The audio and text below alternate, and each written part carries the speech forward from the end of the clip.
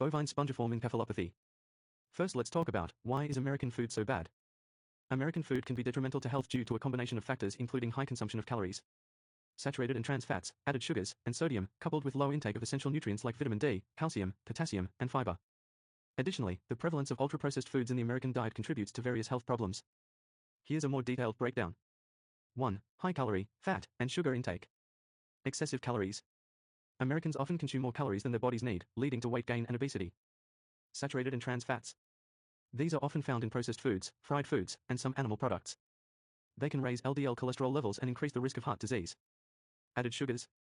Many processed foods and sugary drinks contain high amounts of added sugars, contributing to weight gain, type 2 diabetes, and other health issues. 2. Low nutrient intake. Deficiencies in essential nutrients. The American diet tends to be low in essential vitamins and minerals like vitamin D, calcium, potassium, and fiber. Consequences of deficiencies. These deficiencies can lead to various health problems, including bone weakness, digestive issues, and weakened immune function. 3. Ultra-processed foods. Definition. Ultra-processed foods are industrially formulated products, often high in fat, sugar, and salt, and may contain additives, preservatives, and artificial ingredients. Health risks. Studies have linked ultra-processed foods to an increased risk of obesity, heart disease, type 2 diabetes, cancer, anxiety, and even early death. Prevalence. Ultra-processed foods make up a significant portion of the American diet, with some studies indicating that they account for a majority of the calories consumed. 4. Food system issues. Accessibility and affordability. Fresh, healthy foods like fruits and vegetables can be expensive and less accessible in certain communities, leading to reliance on cheaper, less nutritious options. Large-scale agriculture. The focus on large-scale agriculture can contribute to environmental problems and may not always prioritize the nutritional quality of food. 5. Specific examples. Fast food and processed snacks, these are often high in calories, unhealthy fats, and added sugars. Sugary drinks, these contribute to excessive sugar intake and are linked to various health problems. Convenience meals, many convenience meals are high in sodium and processed ingredients. Cow mad disease. Bovine spongiform encephalopathy. Why we Aussies do not need American meats. American beef is often described as being of lower quality due to factors like being corn-fed, potentially treated with growth hormones, and raised in crowded conditions. While the US beef industry is heavily regulated, some consumer advocacy groups and consumers raise concerns about the potential negative impacts of these practices on both animal welfare and the healthfulness of the meat. Here a more detailed explanation. 1. Industrialized farming practices. Corn feeding. A significant portion of American beef cattle are raised on corn-based diets, rather than their natural grass-based diet. This can lead to meat with a different fat content and flavor profile compared to grass-fed beef. Growth hormones. The use of growth hormones in American beef production is permitted, although regulated by the FDA. While there are limits on hormone residues, some consumers worry about potential health effects. Crowded conditions. Beef cattle in the US are often raised in confined spaces, which can raise concerns about animal welfare and the potential spread of disease. 2. Health concerns.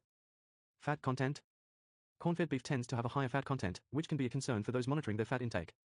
Hormone residues. While regulated, concerns remain about potential health risks from consuming beef with even low levels of growth hormones. BSE. While the US has measures in place to prevent BSE, past outbreaks have led to import bans from other countries, highlighting concerns about the potential for disease transmission. 3. Comparison to other beef. Grass-fed beef. Grass-fed beef, common in Australia, is often favored for its perceived health benefits and different flavor profile. Japanese beef. Japanese Wagyu beef, known for its intense marbling and rich flavor, is another example of a type of beef that is often preferred over American beef for its unique characteristics. In conclusion, while American beef is generally considered safe to eat due to regulations, some consumers and consumer groups raise concerns about the potential health and welfare impacts of industrialized farming practices. The difference in feeding practices and the use of growth hormones are key factors that contribute to these concerns. Here is another facts about why Aussie do not need and want American meats. Australians have historically been hesitant about importing American beef due to concerns about biosecurity and the quality of the product. Specifically, a past outbreak of mad cow disease in the US led to a ban on US beef imports in 2003, which was only recently lifted with restrictions. Many Australians also prefer to support local farmers and the perception of higher quality Australian beef. Here's a more detailed breakdown.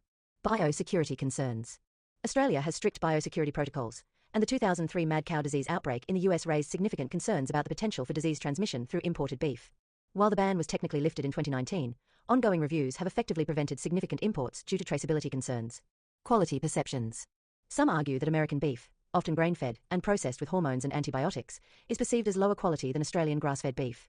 Australian consumers often favour locally sourced beef, believing it to be superior in taste and health benefits. Supporting local farmers.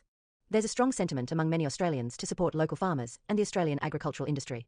This extends to concerns about potential negative impacts on local producers if cheaper American beef floods the market. Symbolic significance. The debate over US beef imports is also seen by some as a symbolic issue, potentially impacting trade negotiations and Australia's stance on international standards. The lifting of the ban could be seen as a concession to the US, with some questioning the timing and motives behind the decision. Yes, I had to use the internet to help me explain. However, that is beside the point. Next thing I need to mention is about Donald Trump. The first thing I'm going to show you guys is him saying to stop with the immigration and with the net zero emission. He would be right about that. And the next thing is Donald Trump mentioned they have the best meat in the world. Donald Trump is wrong. There are other countries that have better meat quality than the Americans' beef. We Aussies are not meant to agree with everything anyone says, including Donald Trump. You've done an amazing job on illegal migration. A lot of people here are very worried about the situation. You've got a record number. Well, I'd say two things to Europe. Stop the windmills. You're ruining your countries. I really mean it. It's so sad. You fly over and you see these windmills all over the place, ruining your beautiful fields and valleys and killing your birds. And if they're stuck in the ocean, ruining your oceans. Stop the windmills. And there's a couple of things I could say, but on immigration, you better get your act together, or you're not going to have Europe anymore. You got to get your act together. And we, as you know, last month we had nobody entering our country. Nobody. Shut it down. And we took out a lot of bad people that got there with Biden. Biden was a total stiff. And what he allowed to happen, but you're allowing it to happen to your countries. And you got to stop this horrible invasion that's happening to Europe. Many countries in Europe. Some leaders have not let it happen. And they're not getting the proper credit they should. I could name them to you right now, but I'm not going to embarrass the other ones. But stop. This immigration is killing Europe. And the other thing, stop the windmills, killing the beauty of your countries. There are a few things we should agree with Donald Trump. However, you can replace him with anyone with these blocks that can say the same or similar thing.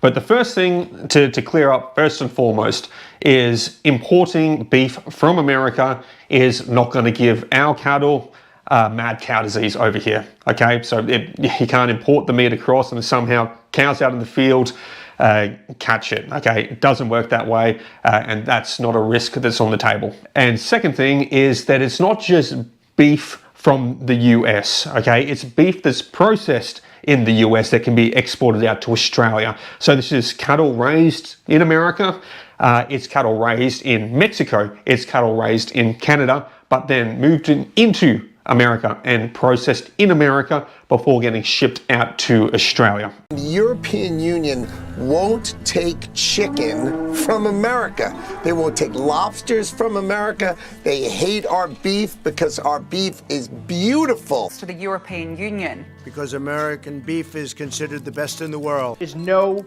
risk from consuming U.S. beef. I'm an Aussie, and we should care about our meat industry and where the meat comes from. That should be very important to Australians. So why in the world does Americans want to send their meat to us? Whatever the reason, we should not allow this thing to happen. And we Aussies need to change our ways. To not sell any of our own meat over to Americans. Nor China. Remember ScoMo tried to sell our meat over to China, and the Chinese did not want our meat. We should be selling our own meat within our own country of Australia. And buying your own meat in small, but large bulks. Which would be better for the country. And not worry about Donald Trump putting a 15 to 50% tariffs on us. We should learn, it only has effect on us if we try to sell good producers to America. So let's change our ways. Another reason why we should not be accepting American meats to Australia. Those who do not want to eat meat that have the cow mad disease in it. Not also that, but you do not want that meat, knowing you've had that hormones pump into it and feeding it with all the wrong thing. Due to the facts that if we eat American meat with these things in it, it will give us Aussies physical and mental problems. Some related to health, as well as many other problems that it may or may not give us.